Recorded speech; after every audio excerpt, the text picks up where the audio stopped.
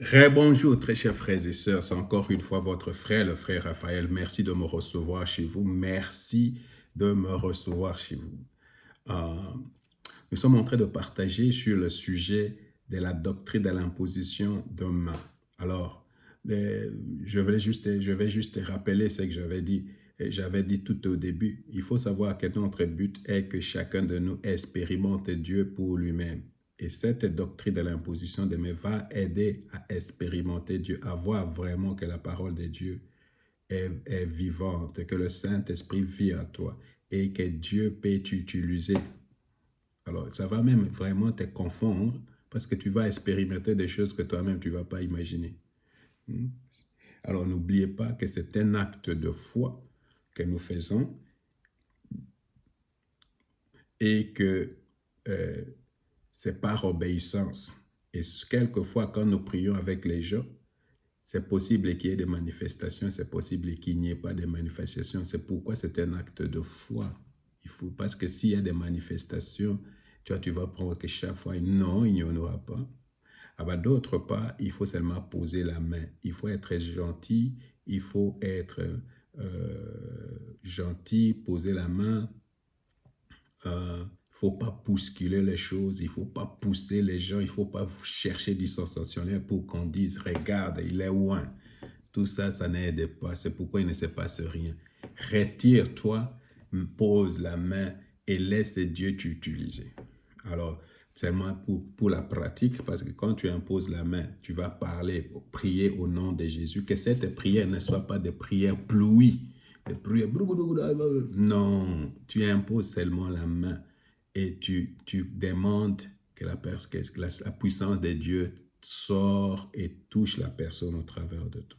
Tu fais une commande. Au nom de Jésus, sois guéri. Cancer disparaît au nom de Jésus. Démons partez au nom de Jésus. Est-ce que ça, vous comprenez? Là, il y a beaucoup de... Et ça n'a pas besoin. Tu n'as pas besoin. Alors, un conseil pratique, si tu veux prier aussi avec les gens, c'est qu'il faut avoir un TikTok ou un bonbon dans la bouche pour que ça ne soit pas très désagréable pour les gens parce qu'il y a les odeurs et des choses comme ça qui sortent de la bouche. Ce sont des conseils pratiques. Alors maintenant, je vais continuer sur l'imposition des mains pour le baptême dans le Saint-Esprit. Souvent, et ça c'est mon expérience personnelle, il y a des gens qui sont remplis du Saint-Esprit sans que personne les touche. Directement, ils sont remplis du Saint-Esprit. C'est par exemple chez Corneille, dans les Actes des Apôtres, chapitre 10. Alors là, le Saint-Esprit est tombé sur les personnes, personne ne les a touchés.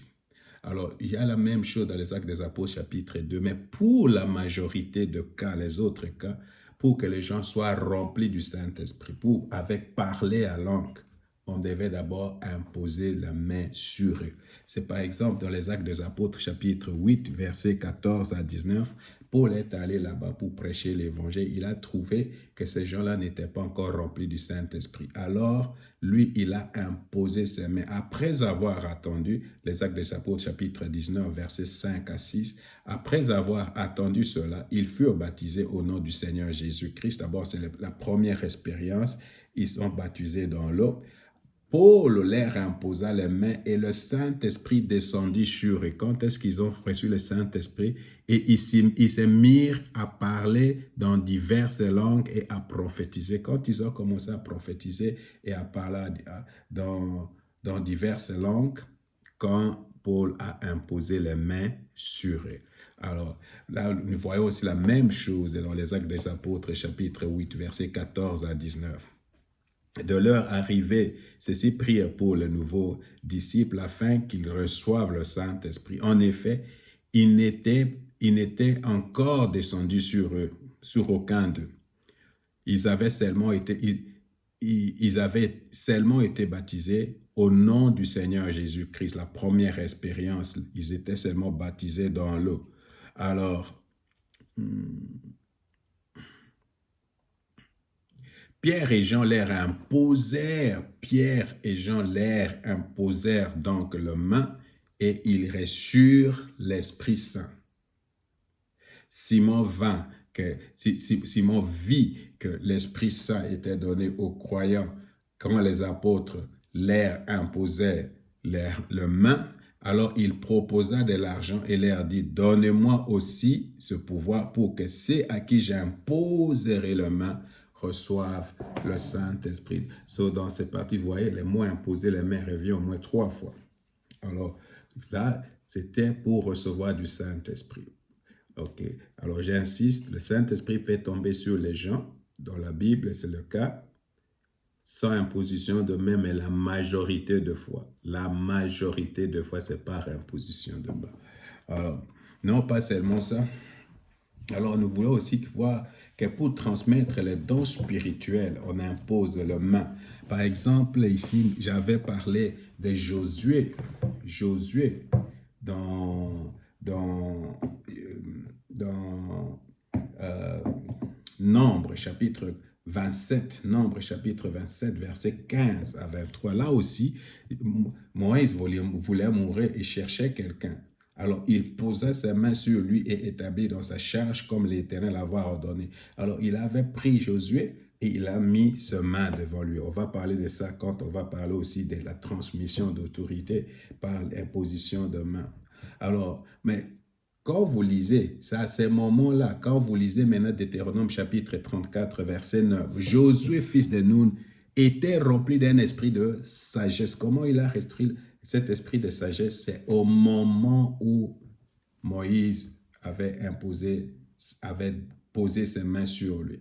Alors, on voit ça aussi dans Timothée 2 Timothée chapitre 1, verset 6 à 7. C'est pourquoi je te rappelle, ravive les dons que Dieu t'a fait dans sa grâce lorsque je t'ai imposé la main.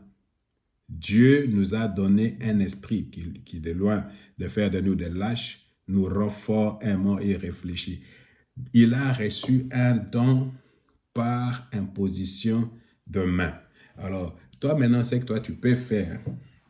Il faut aller aussi, vraiment, je ne sais pas pourquoi nos églises sont vraiment remplies de gens qui n'ont jamais eu un rêve, pas une parole de connaissance, pas une parole de sagesse, ils ne donnent aucune prophétie. Alors je me pose la question, qu'est-ce qu'il y a comme problème? Demande à ton pasteur de t'imposer les mains pour qu'il te transmette un don. Tu comprends? Un don, ou même un ministère. Ça se transmet par l'imposition de main. Par l'imposition de main.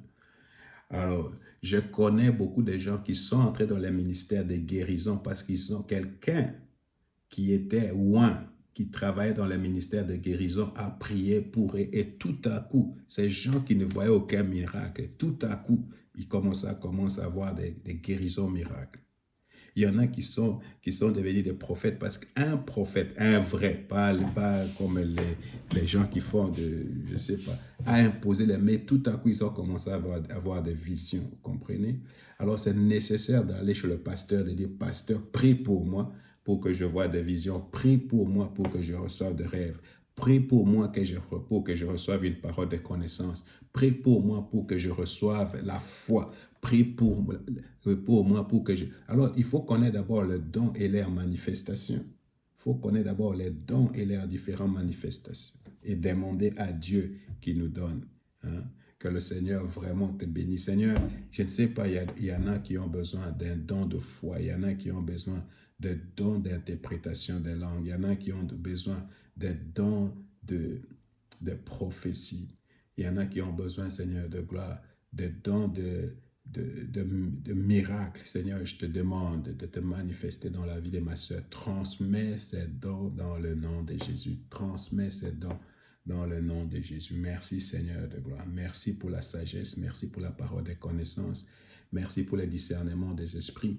Merci, éternel notre Dieu, notre Seigneur, pour la foi, les dons de guérison, les dons de discernement. Merci pour les dons d'interprétation des langues. Merci pour les différentes manifestations de tes dons et de tes charismes. Dans le nom de Jésus, nous prions. Merci, Seigneur Jésus. Amen.